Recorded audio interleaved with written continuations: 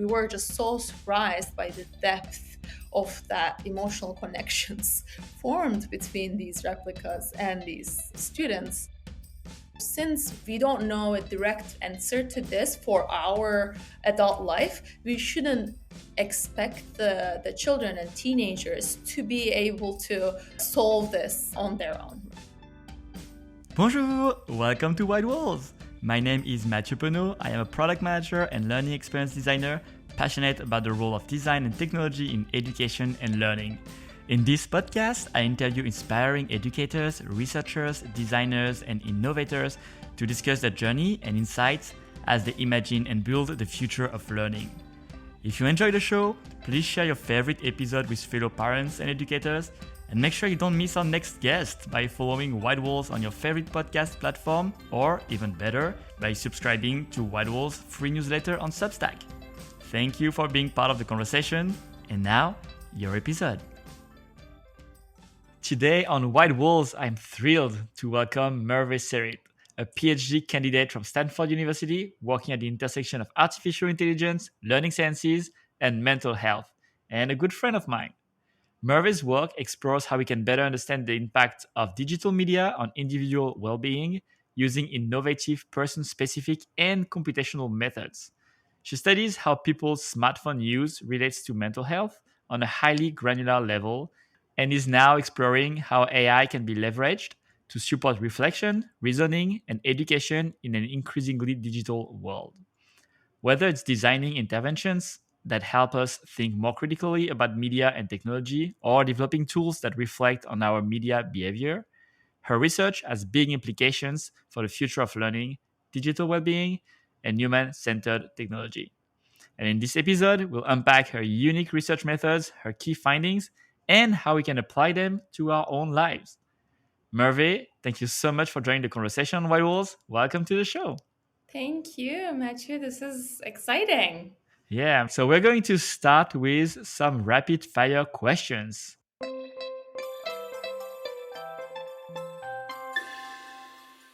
And the first one is, where did you grow up?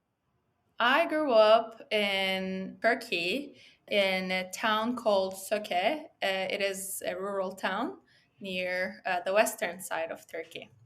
What's a memory that you have from there that you could share? Ooh. When I think about my childhood, I think about summer nights and I'm like biking around and then there is like smell of jasmine and it's like really nice and warm and then my mom is making tea.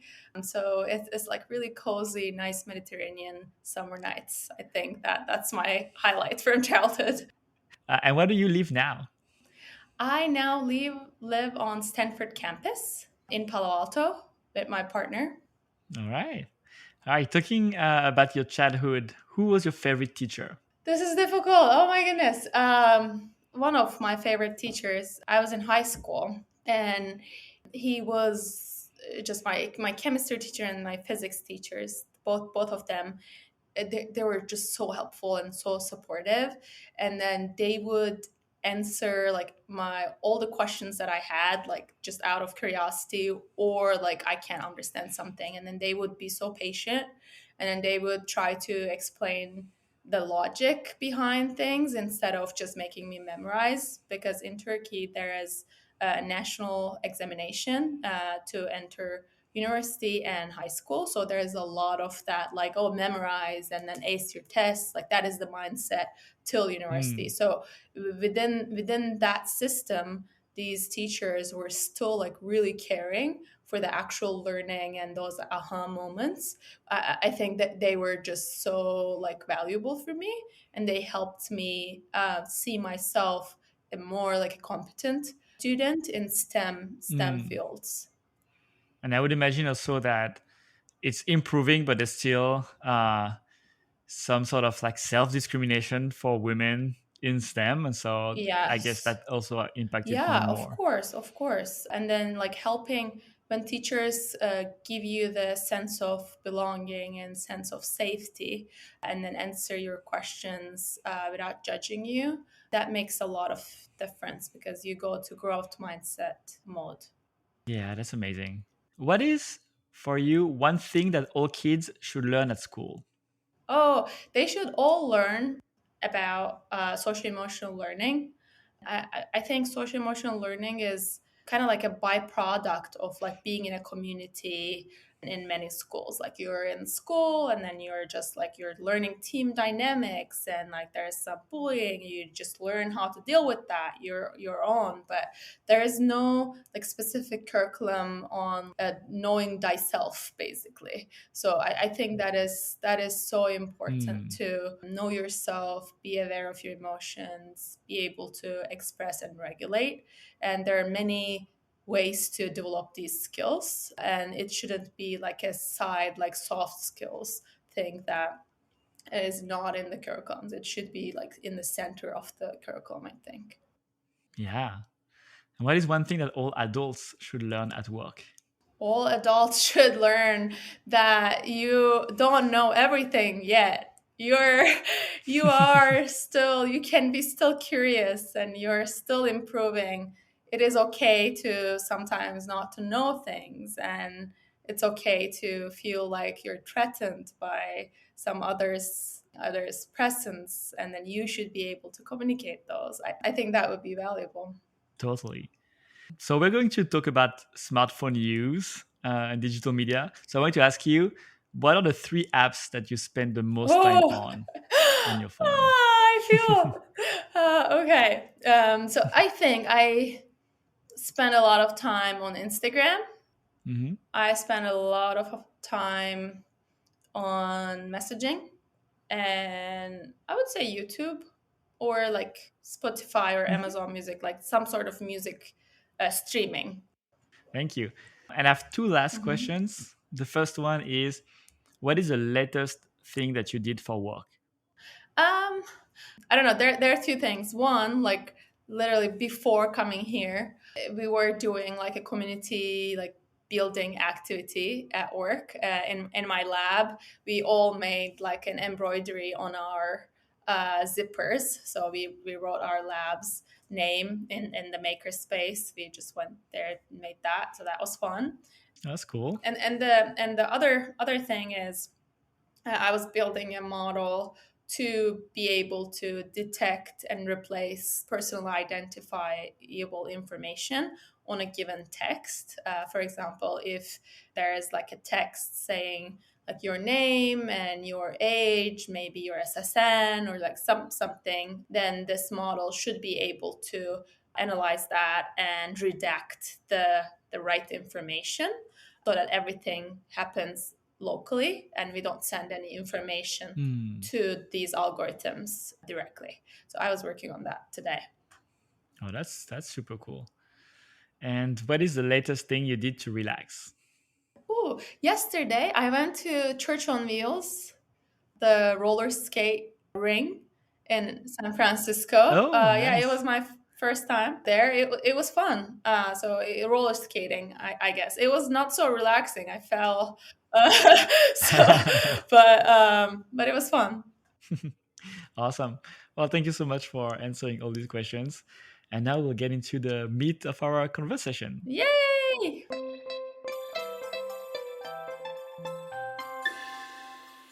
The first thing I want to ask you is how do you feel when you reflect on your journey from where you started to where you are now? I think when I started, I see myself as like trying to optimize for other success metrics in my life, like trying to ace my exams, trying to get into a good school, and trying to get into like a good prestigious program for undergrad. And those are not necessarily because I really wanted to do. It's just I didn't know better. Like it's just to me, it was just if you want to be successful, you should study Hmm. and you should work and then you should ace your tests. So I was more in that kind of superficial way of learning. And then after I started doing my undergrad, I did my undergrad in like computer engineering and industrial engineering. And then I realized, oh, like I actually care about creating impact or working on like more social science fields where I can see a direct relationship between everyday life and the work that I do. And then in my work before master's and now PhD, I kind of getting closer to that North Star of like, I want to be in a place or at a expertise level where I can add value to people's everyday life through impactful projects. And I believe that's true. That can be done through education and mental health because they have bigger leverage. So I'm in that journey and I'm improving, coming Mm. and evolving and learning as a person because I have been like exploring what I like, what are my strengths and what are my weaknesses, and I think I like being a student and learning and just I'm so curious about all the interdisciplinary connections. So now I think that the next chapter is more about like executing and then kind of coming all these ideas and collaborations coming into fruition. Hmm. So I'm excited for that. Yeah, that makes sense for someone who does research. That you still have this hunger for learning and this curiosity to understand what's happening in the world.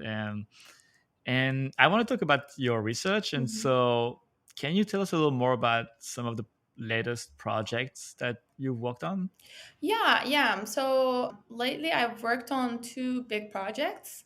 One of them is like a year-long intensive longitudinal study. We analyzed 6.7 million screenshots and their logs from five participants, and we got their biweekly mental health surveys, like their ADHD and depression and anxiety markers, and then we build person specific models on them to explore the relationship between these mental health symptoms or markers with the smartphone use patterns and trying to see what are the person specific relationships. So that's one project, and the Hmm. second is something called Media Content Atlas. It is a large scale like screen data analysis pipeline that we build using multimodal AI models, and these like the complexity of smartphone screens are just really difficult to organize and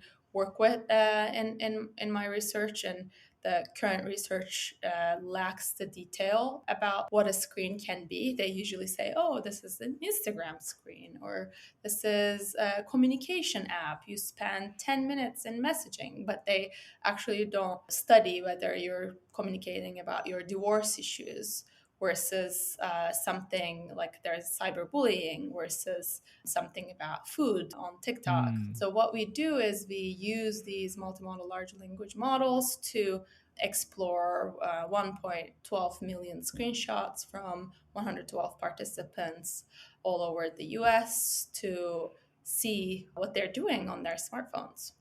Wow. Those are big numbers. So Yes. I'm very curious, like how do you handle the analysis for so much data? As you say, like 6.5 million screenshots for the first one, and Yeah. even more for the second one. Like how do you analyze so much data? Yeah, so these are called screenomes. It is kind of like your genome, but you also have your screenome. It refers to like a sequence of screenshots captured every few seconds from someone's smartphone, and it is basically your behavioral digital trace, right? Whatever you see and do on your smartphone, we can see. And we developed a app that is specific to this study, and the participants all over the US downloaded this app, and then that app takes a screenshot every 5 seconds when the participants use their phone. And then there is smartphone logs in the back, so we can see when they switch between apps or there's like a battery issue or something. And there's also biweekly mental health and other health surveys that they take to understand the contextual factors and like what's going on in terms of psychosocial factors. So the data collection itself is a big innovation. Neil Amram, Byron Reeves, Thomas Robinson started this project in 2020, the Screenomics Lab at Stanford. So this collection of data actually corresponds to 170 million screenshots from Wow. 250 people. But before this research, both of my papers, it was really difficult to tap into the value of this much data because this data is really sensitive because people look at their financial information, right? Their messaging, and it's just really sensitive. And only for research purposes, these are shared with us, and then they're stored in Stanford's medicine secure research servers. So that's Mm. why, since they're really sensitive and private, we cannot like send these to cloud models and then say, oh, like let's analyze. Or we cannot involve many people, even though we involve many people, like actually manually tagging what's going on in these screens. It will take their years Yeah. and decades to even look Yeah. at this image. Another complexity is that these screenshots are really heterogeneous in a way that you can see makeup in the same screen, but another person can see TikTok, another person can see a specific race, another person can see a specific comment. So there are a lot of layers happening on these screens. Yeah, that's a lot of work to collect the data and then analyze that data. And my question then is, since it's so much work, you need to have a very clear object, like research Yeah. objective and research goal. So I'm wondering, for like that research, what was your goal? What were you looking for? It depends on the project, but overall, this is a really empirical study where it is data based because we want to be able to explore this data and understand from the behaviors, right? What are these people doing? Because you know your screen use, right? But you don't know about like how the other people use screen. But like the companies like Meta or Google, they own like different types of apps, and then they try to get a sense of what these people are doing so that they can engage them in the right place. But researchers don't know anything about like what people actually are doing. So Hmm. instead of just saying, oh, like high screen time correlate to highly correlated with depression, like there are many studies that are inconclusive when they try to come up with these headlines because the measures are not granular enough, and it's just so dependent on the person and the context. So we just wanted to get more data on like based on the time longitudinal data and the granular data, so that we can start asking the question of what is this relationship truly, and how that differs for each person, so that we can maybe Hmm. develop interventions or come up with ways to strategies to mitigate any risks for each person specifically. Yeah, and have you identified some specific patterns or behaviors when looking at these screenshot and the use of the phone from the participants in your research? Yeah. So for the five people that we followed over a year, they so for example, one person's long and uninterrupted smartphone use was correlated more with their depression symptoms. For another person, a really fragmented way of using smartphone, like switching back and forth, was correlated with their anxiety. And there are also like when we look at the contents and like the emergent behaviors in media content atlas, we see like people go and explore Kantian philosophy somewhere, while in another place they do a lot of like cash making apps on like slot machines on their smartphones, for example. It's just that it was not like I wouldn't guess that was happening like significantly on smartphone. Like I didn't know that was a famous thing, but there are a lot of people doing those kind of things as well. And then the fact that you're able to, at the same time, correlate that with those markers of anxiety, depression, ADHD, and other mental health um, characteristics or parameters, that helps you kind of draw these. I'm not going to say conclusion because obviously Yeah. you need much more data to draw Yeah. conclusion, but at least find this correlation between different patterns of use and maybe not impact because there's no causation Yes. yet, but at least relationship with Yeah. mental health. Yeah. I think what my research does and what the papers say is we are definitely not coming up with like, oh, like see, everything is personal, like you were studying it wrong. Like we're not trying to say that. We are just introducing a new way to look at this data and analyze this data. And when you do that, you can find different things, and people can apply these methods into their research.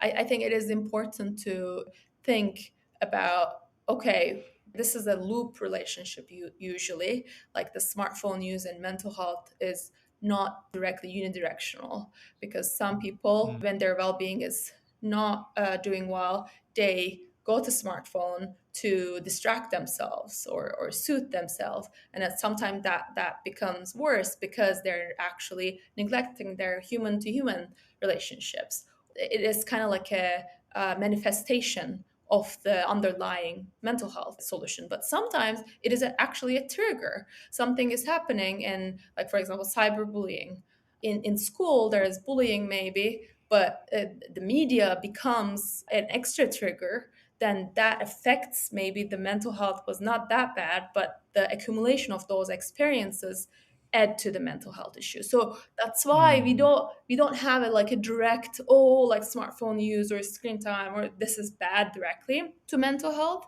but there is some loop there, and then we should analyze it systemically. yeah, very interesting. It makes me think of the series Adolescence that you told me to watch before we speak because it kind of tap into like these topics, Yes. and it's I think it's trending like number one on Netflix now. Yes. So I encourage everyone to watch it. It's amazing, very heavy, Yeah. but very well done.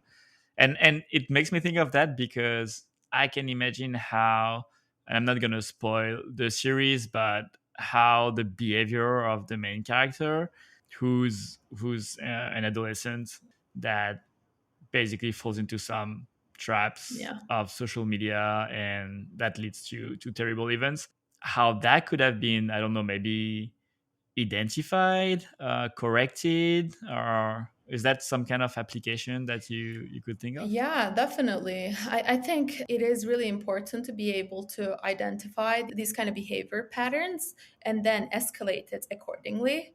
Maybe it is not like, oh, we solve everything in this one app, like one shop, but it is either triggering an information loop with the care provider or with parent, because these, when you're underage, it is, you don't want to surveil the kid, you don't want to be a surveillance tool, but also they're still developing, and it's just a different world of behaviors that you're not aware of as a parent. So I think it is so Mm, important, without getting too much into the detail of what they're doing, can we get some markers, some signposts of like there is a change, like there are some negative behaviors that might affect this person's or your kids mental health or their behaviors. Be careful. Or do you want to talk with him about something else, or do you want to take him to somewhere that would help him to like talk to you more freely? And I think it always goes to how can we augment human to human interaction, human to human communication mm. better, and not try to solve everything through technology. Yeah, no, absolutely. And it kind of makes me think of the role of parents in that whole loop because we're talking about teenagers Mhm. and children. And what's your take on parents' responsibility in their children's smartphone use? And more like when they Yeah. get older, right? When they become teenagers and they start having more freedom and independence. How do you see the role of parents at that phase of life, and how can they guide their children through that phase without being, Mhm. overbearing? Like how do you see that Yeah, role? yeah. I think this is really tricky because parents of this generation didn't grow up with this much social media, this all the connectiveness. There Yeah, was with nothing. none at all. So it Yeah. is just so Yeah. difficult to make sense and even try to regulate as adults our relationship with these kind of technologies. So since we don't know a direct answer to this for our adult life, we shouldn't expect the children and teenagers to be able to solve this on their own, right?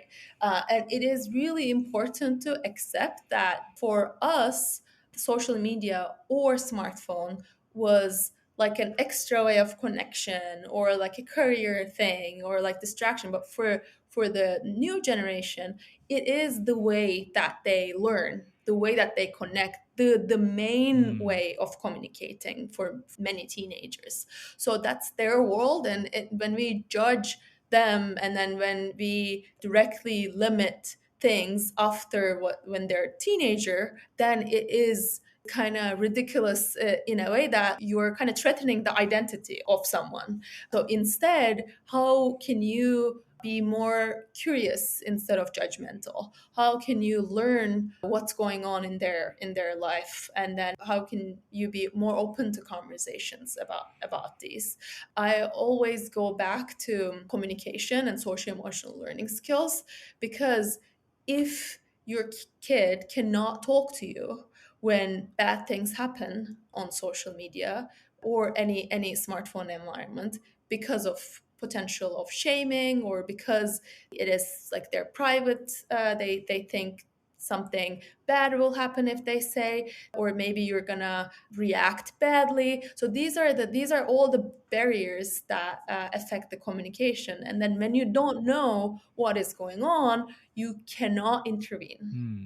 And then you don't have to intervene on your own as a parent with everything. You can get support from therapists, you can get support from teachers, from other friends, but you should be able to have the communication.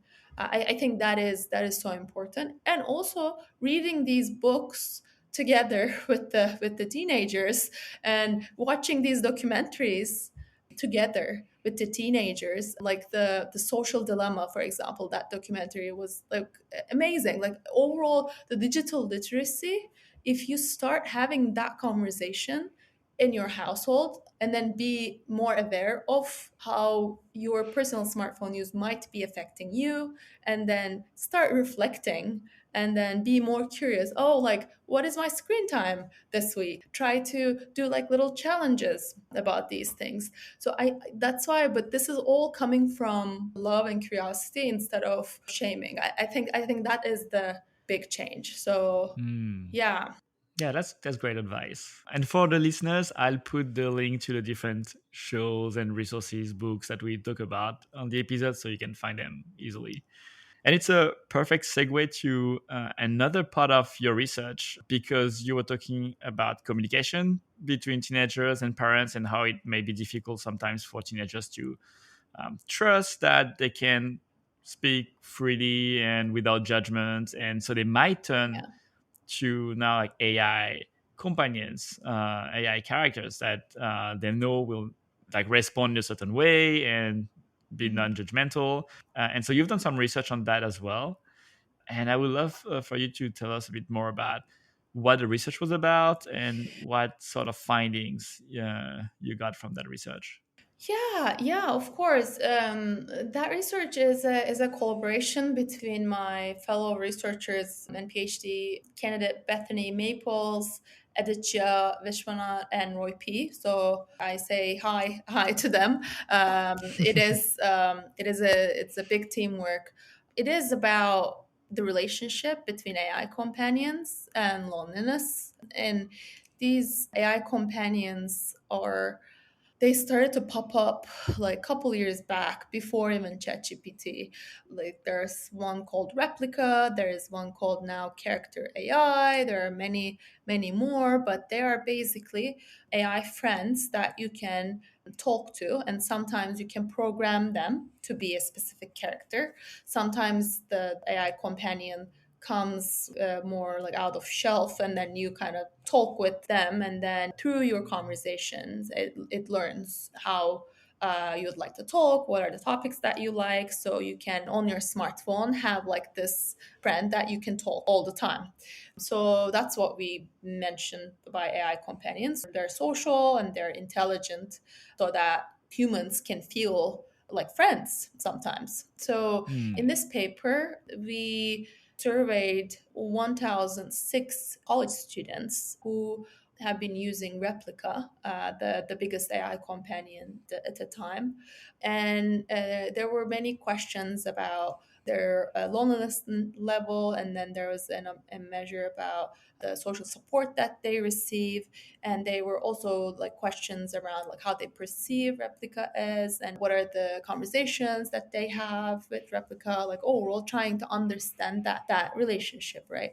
And interestingly, we our anticipation was that the students using these kind of AI companions would be maybe lonelier than usual, right? Because if since they're lonely, they're using this. That was like at least me coming in this research. That was my feeling. And then Bethany Hmm. told me that she has this data, and then we analyzed. It was just we were just so surprised by the depth of that emotional connections formed between these replicas and these students. And 3% of those 1,006 participants said unprompted that the replica was the only reason that they didn't commit suicide. The replica kept them alive. And we didn't ask. Wow. Wow. Like 3% is that's 30 students. 30, Yeah. 30, 30. Yes. Wow. It was crazy because we were not studying that, right? Hmm. We were looking at the long, and then seeing this, we were all interested in what is that relationship, and also what are the perception, right? Like, is this like a, I don't know, AI robot that you talk every day, or that do you see it as intelligent or as robot, or they're human? Maybe they think that they're talking to a human, right? We don't know. When we like in the survey, the main themes that occurred was these people see replica as like in different ways, and they're usually all overlapping. So they see it as like friend, or as like an intellectual mirror, so they kind of like talk, and then they get the rephrasing, and then they see it as like mirroring themselves. And then they described it as a machine, as an intelligence, or even like sometimes they attributed human like qualities to it. So it's just like it was kind of like a complex perception that they acknowledge that this is not a human, like they know Hmm. that this is not a human, but they also really like the fact that the replica listens to them without judgment. Hmm. It's always there, and it can listen to me without judgment. And if you have a mental health, if you have underlying mental health issues, or if you're lonely, if you're going through a transformational period, just having someone or something to talk to, and knowing that they won't judge you, is so important. And Which is the role of a therapist, basically. It's like a therapy, like individualized therapy. yeah, yeah. Or like a significant other, or like a parent, right? Hmm. Like it's just basically they filled that some of that need through replica, and then they had like therapeutic relationships. But basically, that study was the results and the summary of our results based on survey. Yeah. And that it brings nuance because I think most of us have heard about this story of this kid who committed suicide after talking to a character of AI, Yeah, and after like stopping the conversation with the character, and obviously that's we can see the Yeah. negative impact and getting overly attached and kind of isolating yourself from the outside Yeah. world. But the research shows, from what I understand, is that there can also be some positive impact of it as Yeah. well, and it kind of like depends on the person and the context and their needs at the Yeah. moment, their support system at the moment. Yeah. And so, how do you think we should approach it? I don't know if we are a designer Hmm. designing these kind of Hmm. solutions. What are some of the principles that we should keep in mind to make sure that we lead towards the positive and mitigate the risks of this kind of tools? Yeah. Yeah. I think that's a great question. I think to me the most important thing is feeding the sense of like security and belonging is great, like you have someone to talk to and you can come to me. But if this becomes like I displace your other social connections, like you are now basically spending a lot of time with me as this AI companion instead of like where you can go and make friends and then do like other social activities, then this becomes really risky, right? Especially if you tell anything that might indicate your risk to yourself, harming yourself or others, and I don't escalate that anywhere. That is insane to me. It is because Yeah. as an AI companion, I'm holding you in, right? I'm building this trust, and then we are in this smartphone environment and we're chatting every day. And I hear this something that you can harm yourself or someone else, and I don't have an escalation built in. So that's why, as a designer and like product developers, these should be so important to like think about. If you don't have any escalation, any red teaming or any escalation routes in case these kind of mental health risks occur, they should be built in. There should be transparency, like reminding that this is not a human, this is artificial, and then they should be supporting human to human relationships. It is great to use it for learning. You can use it to practice communication, maybe like an awkward communication that you're going to have with your actual friend, but it shouldn't replace the real social life. Yeah. So I think that's Yeah. that's the most important thing. And I can see a tension here, then, right? Yeah. On making sure that they spend enough time out of that app or solution. But from a business side, usually those companies will want to keep them engaged as much as possible because that's usually what the business model is. And so Yeah. there's a tension between these two principles, basically. Yes, you are so right. There is a huge dilemma. Like, what should be the business model of these kind of products where they can still support the therapy impact or like positive effects to well-being, but also they don't displace social life? What type of business model can the designers come up with? Yeah. Well, like basically, if you start talking to it less, that should be actually a good sign that it worked. In a way, it's a little bit Yeah, like with medicine. Like you, if you take less medicine because you're feeling better, that's great. that's great. You That's should not great. force more medicine into the person. Yeah, yeah. And going back to the parents as well, because I know we have some parents listening Mhm. to. Like, what do you think should be their approach if their kids are using such Mm. characters, such companions? I think it's really important to let them know that these AI technologies, it also touches the AI literacy, right? Like how these are still under development models and they can say wrong things and they are not like the safe harbor when you're having difficult issues. I will always accept you. I will always love you.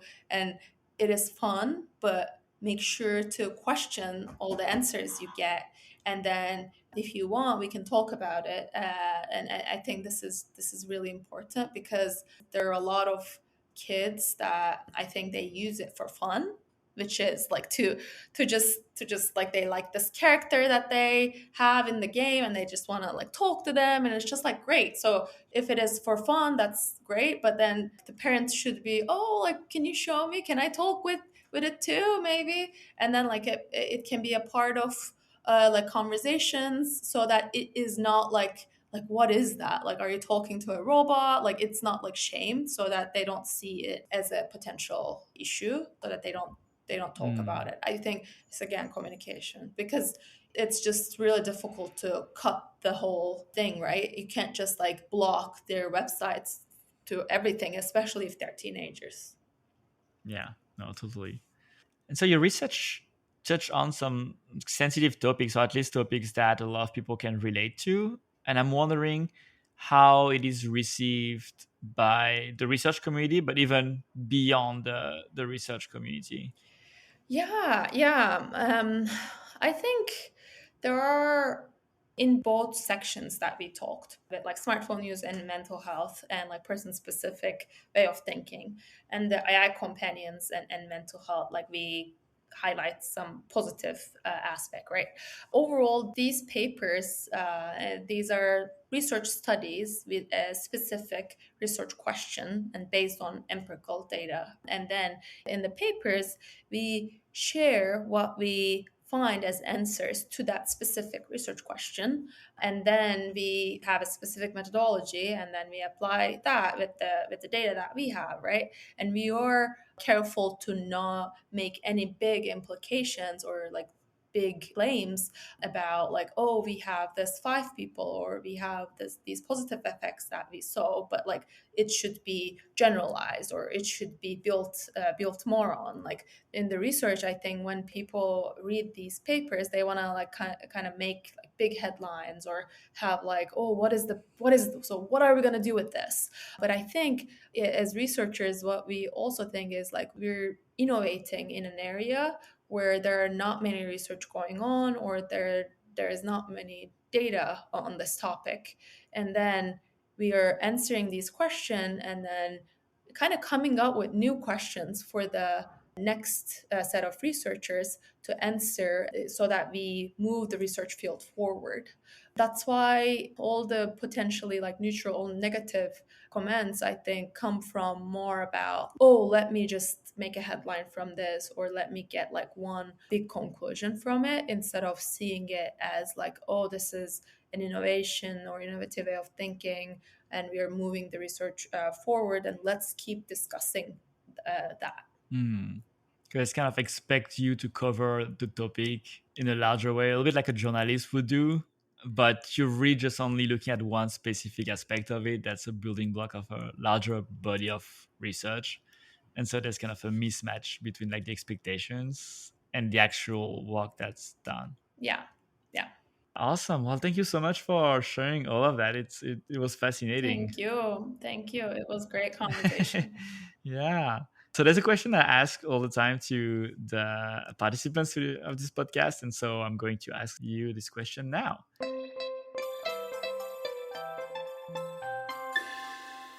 If you could design a school around one thing, what would it be and why? I think I would design a school around maybe two things, if I can. Sure. Social and emotional things. I think it would be like one, social and emotional learning, as I mentioned throughout my answers, and also community based projects, like more like impact focus, real world projects, because they're not like add-ons, or they're not like soft skills. I think they should be, if students learn how to like listen how they feel, and then why they do that, like how to react and how to regulate their emotions and how they relate to others. I think these are like core skills that would support collaboration and their leadership and everything. And then it's just if you also nurture curiosity, and then have real world community based projects where you need to understand the need, and also come up with innovative ideas to solve or find solutions to that need. I think they wouldn't just learn, but they would like feel the ripple effect contribution. Yeah, so I would like to build a school full of emotionally intelligent change makers. I think, I think that would be amazing. I would definitely go to that school. I love that. I love that. Such a great way to phrase it. Before we end this conversation, I know we mentioned two shows that are highly relevant to the topics we're talking about today: adolescence and the social dilemma on Netflix. Do you have other like resources, books, podcasts, documentaries that you would recommend to listeners on that topic? Yes, yes, there were a lot, and we can put the link as well. Hmm. But there is like this famous book, "The Anxious Generation" by Jonathan Haidt. I think that's great. There's recently Sandra Matt's Mind Masters. They talk about like how the algorithms behind these like products work, and then affects our behaviors and psychology. There is more like policy oriented about like mental health, and then how like American healthcare works around mental health. There's a policy oriented book called Healing by Thomas Insel. There is Hooked by Nir Eyal, more on the design of the social media algorithms so that you can keep the user hooked basically. And there is Johan Harry, Stolen Focus. That's I more read this one. on like, yes, ADHD, Yeah. more attention. Yeah, would you also suggest? Yeah, yeah. I know I've read afterwards that there's a few controversies about some of the points that he Yeah, makes. So I think it's good to look at that as well, just to see like yes. what some people responded to the book. Yeah. Yeah, there is one podcast, and also like there are newsletters and documentaries, everything. Center for Humane Technology. That's the nonprofit behind the Social Dilemma documentary on Netflix too. They have a podcast called Your Undivided Attention. They have newsletters. You can sign up. They talk about how to design like basically human-centered technologies as well. So that's pretty good. Amazing. So again, I put all the links in the description of the episode, so you can find the right resource for what you're looking for. Awesome, Murphy. Where can people find more information about you and your work? I think they can go on LinkedIn and then look at Google Scholar, see the papers, read there. I made a Spotify channel to like I made some AI based podcasts. Pretty mind blowing. We were talking about that. Yes. Yeah. Yeah, it's like Google's Notebook LM a service. So you put a PDF or you write something and then it converts that into a podcast. So I basically inputted the paper, and then there were two AI agents like talking about the paper. It's pretty short, 12 minutes, 13 minutes. So I would suggest following those kind of things Yeah. because it's easier to digest. Yeah, and then people can email me, and yeah, and then happy to keep the conversation going. Awesome. Well, thank you so much, Merve. It was a pleasure having you, Thank you. You're amazing. Thank you, Matthew. and I'll see you around. See you.